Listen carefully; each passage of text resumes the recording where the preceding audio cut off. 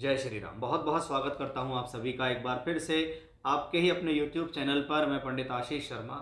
आज हम एक बहुत विशेष और ख़ास जानकारी देंगे धनु राशि के जातकों के लिए।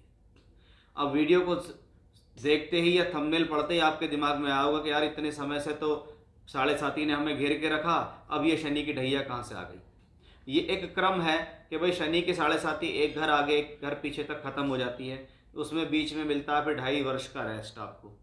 लेकिन अब जब राशि से चौथे घर में शनि आ रहे हैं 29 मार्च 2025 को, तो शनि की ढैया आरंभ होती है।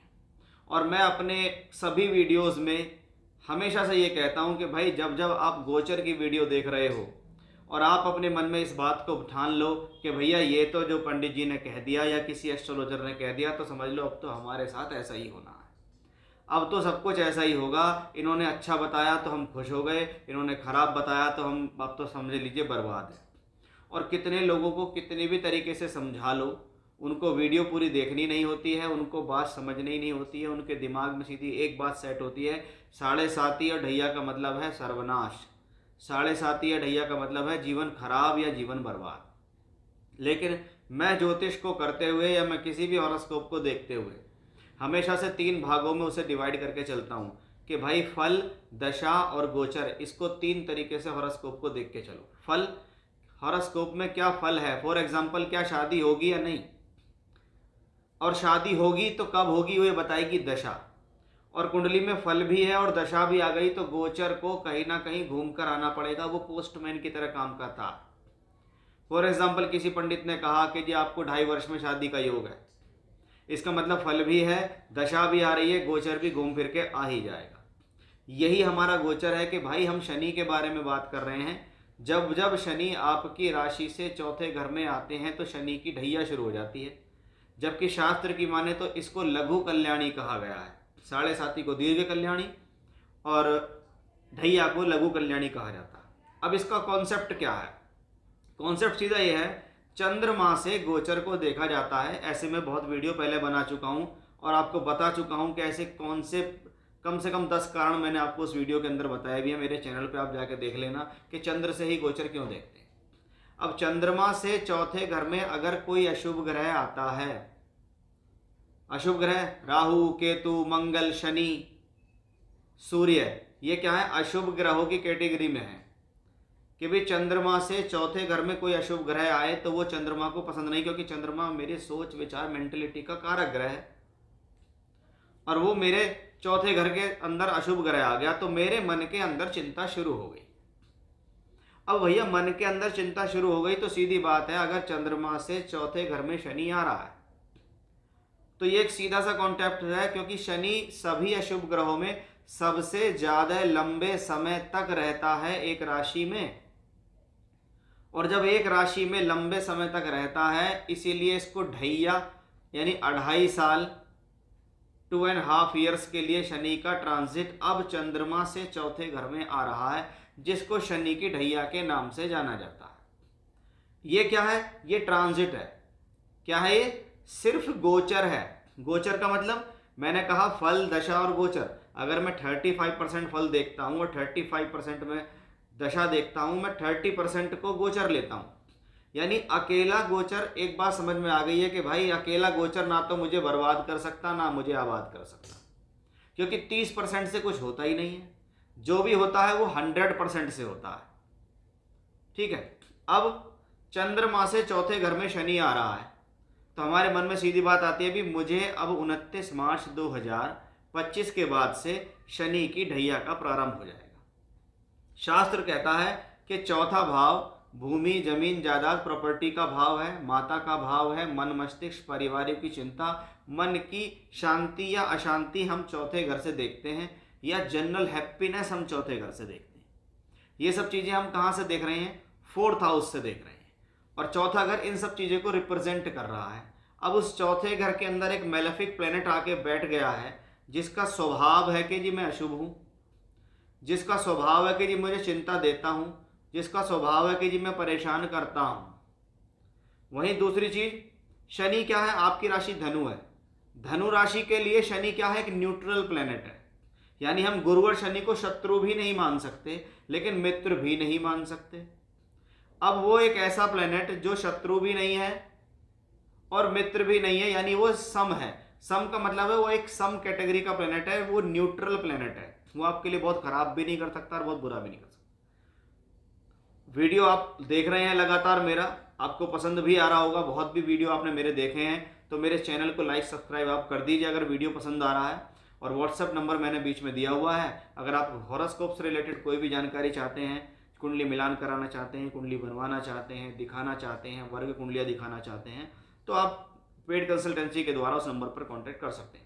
अब चंद्रमा से चौथे घर में शनि का ट्रांजिट होना सीधी एक बात को दर्शाता है कि भाई अब 2.5 वर्ष आपको अपने मन पर संतुष्टि रखनी पड़ेगी, अपने मन पर चिंतन रखना पड़ेगा, क्योंकि अब आपका मन नेगेटिव होने की तरफ जाएगा।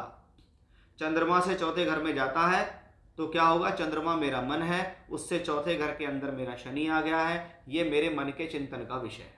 क्योंकि शनि चौथे घर से बैठकर वापस आपके चंद्रमा को दृष्टि देते हैं, इसलिए एक तो चंद्रमा से चौथे पे शनि, यानी मेरे मन से, यानी मेरे सुख स्थान पे शनि आ गए। अब मुझे क्या होगा, घर में सब कुछ है, फिर भी मुझे ऐसा लगेगा कि घर में अशांति है, मन खुश नहीं है। अब जिस व्यक्ति का मन खुश नहीं है ना, उसके आगे से आप तुम खाना अच्छा रख दो, चाहे हीरे जवाहरात रख दो, जब वो अंदर से ही खुश नहीं है तो वो खुश हो नहीं पाएगा। तो चंद्रमा से चौथा शनि आपके ऊपर ये प्रभाव डालेगा। लेकिन यहाँ मैं फिर उस बात को जोड़ता हूँ कि भाई ये 30% का गोचर है। अगर आपकी कुंडली में फल अच्छे हैं और आपकी कुंडली में दशा अच्छी चल रही है तो ये शनि की नेगेटिविटी आपको प्रॉब्लम नहीं देगी। और अगर आपकी हॉरोस्कोप के अंदर फल अच्छा नहीं है, आपको दशा भी खराब चल रही है, तो ये शनि का ढैया आपके ऊपर नेगेटिव इफेक्ट देगा। और अगर आपकी हॉरोस्कोप के अंदर दो चीजें और देखने वाली होती है, क्योंकि मैं चीजों को सिर्फ लॉजिकल बताता हूं, बिना वजह आपको बहकाऊंगा नहीं कि ये आ जाएगा तो वैसा हो जाएगा। मैं लोगों के थंबनेल देखता हूं तो देख के लोगों को लगता है पता नहीं क्या होने वाला है, डरावने डरावने चित्र उस पर लगा देते हैं, लॉजिकली बात कुछ करते नहीं है। अब आप ये देखिए, चंद्रमा से चौथे घर पे शनि आ गया है तो भाई ढैया तो सीधी है, और इसको शास्त्र कहता है कि ढैया आ गई। ढैया आ गई है तो नियम हमारा इसमें एक और है कि मैंने कहा फल अच्छा दशा अच्छी, तो गोचर खराब भी हो तो ठीक होता है। फल अच्छा नहीं है, दशा भी अच्छी नहीं चल रही है, तो समझेंगे गोचर भी अच्छे परिणाम नहीं देगा। अब चंद्रमा से हम क्या देखते हैं, शनि के 7.5 या ढैया, और 7.5 या ढैया देता कौन है, वो शनि है। यानी हॉरोस्कोप के अंदर अगर चंद्रमा बली है, उच्च का है, खराब भावों में नहीं है, पक्ष बली है, पूर्णमासी के आसपास का है या पूर्णिमा का है, तो चंद्रमा बली हुआ। बली हुआ तो क्या हुआ भाई, अगर हम गोचर जो 30% का है उसको भी अगर मैं 15% नंबर में बांटूं तो मेरा चंद्रमा बली हो गया। यानी शनि के 7.5 आएगी, लेकिन मैं अपने अच्छे सोच विचारों से उसको निकाल दूंगा, क्योंकि मैं ब्रॉड माइंडेड हूँ, मैं छोटी सोच का नहीं हूँ, मैं नेगेटिव सोच का नहीं हूँ, क्योंकि मेरा चंद्रमा बली है। और अगर हॉरोस्कोप में शनि भी स्ट्रांग है तो आपको आने दो ढैया, आपको आने दो 7.5, कुछ भी नहीं होगा, सब आपके मन का खेल होने वाला है। इसलिए शनि की ढैया अगर आपको प्रारंभ होने वाली है तो उससे डरने की जरूरत आपको कतई भी नहीं है। इसलिए इस वीडियो के माध्यम से मैं सिर्फ आपको इतना समझाना चाहता हूं कि भाई क्यों मैंने ये वीडियो बनाई है, क्यों इसमें सावधानी बताई है, एग्जैक्टली उसको समझें कि शनि की 7.5 या ढैया एक छोटा खेल है ही नहीं। इसको देखने के बहुत सारे तरीके हैं, लेकिन मोटा तरीका क्या है कि भाई एक जो व्यक्ति क्लियर रूप से जो बहुत कम पढ़ा लिखा है वो भी समझेगा कि भाई गोचर 30% है, अगर मेरी हॉरोस्कोप का 70% फल बली है तो मैं राइज करूंगा ही करूंगा। चंद्रमा से चौथे घर के शनि का स्वभाव है कि वो आपको नेगेटिविटी देने की कोशिश करेगा, वो घर के माहौल को खराब करने की कोशिश करेगा, नेगेटिविटी डालने की कोशिश करेगा, मदर को हेल्थ इश्यूज देने की कोशिश करेगा। लेकिन अगर मेरी फल दशा अच्छी है, मेरी हॉरोस्कोप का चंद्रमा बली है, मेरा शनि भी हॉरोस्कोप पे बली है, तो आने दो 7.5 और ढैया आप निश्चित राइज करोगे। मैंने इसके लिए भी एक एग्जाम्पल के तौर पे हॉरोस्कोप बनाई है।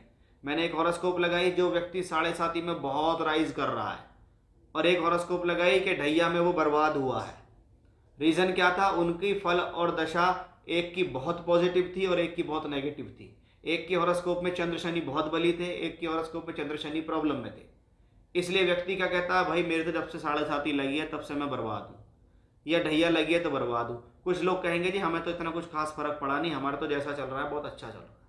तो चीज को और कॉन्सेप्ट को समझने वाली बात है, इसीलिए ये वीडियो मैंने आपके लिए बनाया है। इसको एक बार दो बार देखो, समझो। जो लोग आपके जीवन में ऐसे हैं जिनकी धनु राशि है उनको साझा करो, जिससे वो इस एग्जैक्टली नॉलेज को समझे कि भाई एग्जैक्टली ये है क्या सीन। तो ये था मेरा आज का विषय कि भाई धनु राशि के जातकों साढ़े आपके ऊपर ढैया शुरू होने वाली है 29 मार्च 2025 से। वो आपके लिए क्या दे सकती है, इसको मैंने लॉजिकल समझाने की कोशिश की। जय श्री राम।